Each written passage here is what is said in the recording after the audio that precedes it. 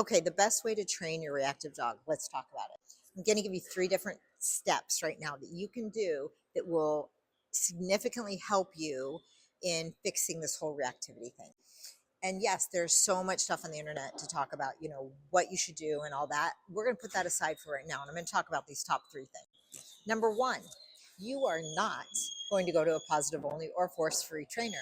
And here's why: they got you into this mess. If whoever and how you were training got you into a mess, why do you think they're going to be able to get you out of a mess?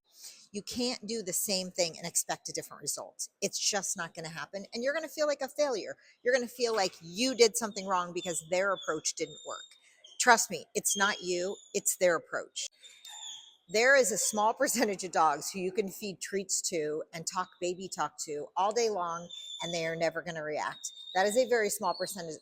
Most of us have dogs who at one time or another have or will react. We can't deal with that with treats. Let's be real. If we could, it would have already worked and you wouldn't be looking for more stuff. So number 1, we're not going to go to a force-free positive only trainer. Not going to work. Number two, we're not going to ask our vets. Vets are great. They're medical professionals. They know the health of your dogs. It is their job to help you keep your dog healthy. That's their job, right? It's their job to fix them when they get hurt and to help you keep them healthy, guide you in a healthy lifestyle for your dog. It is not their job to train your dog because they have never once in their life trained a dog from A to beginning to the end. And that in the background is a GSP puppy. So for all you who are thinking about getting one, it's what you got. I love them though. So no hate on my GSPers.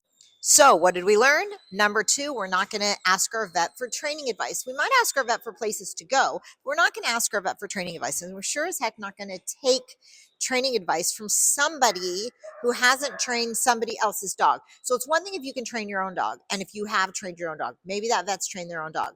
Maybe that friend of yours is a friend of a friend who trained their own dog, right? But that's not who we're going to get advice from, because that's just like advice on the internet. It doesn't go very far. And number three is a big one. What you're going to do to train your reactive dog is you're not going to go spend $500. Well, it's between $250 and $500 here in the Portland metropolitan area, in Oregon, Washington area.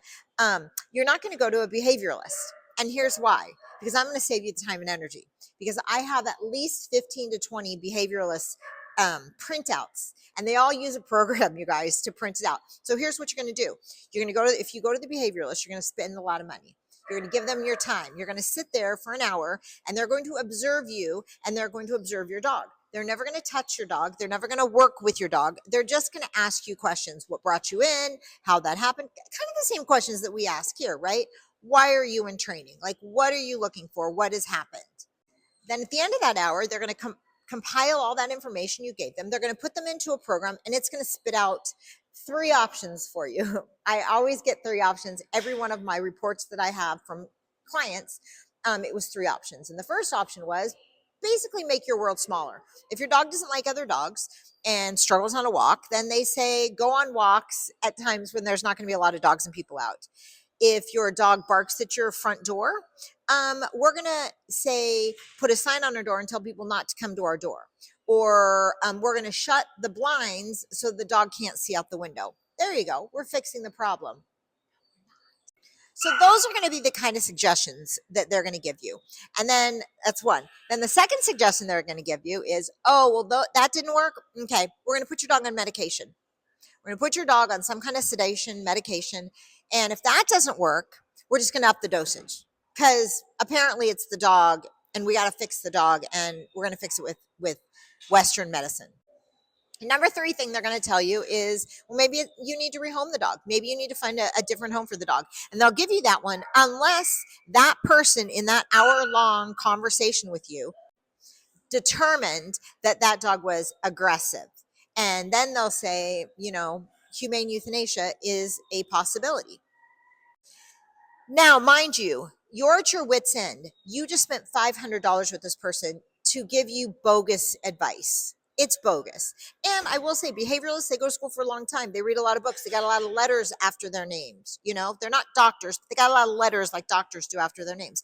But they don't actually hands-on, show you what you can do differently so that you can have a bigger, fuller life with your dog. Yes, you can make your world smaller, but is that really what you want to do to fix your reactivity?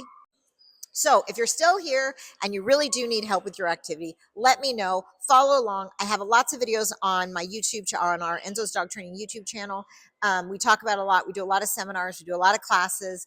I do a lot of one-on-one stuff. Anyway, if you need help, let me know. We do viral appointments too. And I will be putting out some more training videos so you guys can actually physically see training happening with a reactive dog. In fact, I have one that's going to go up today.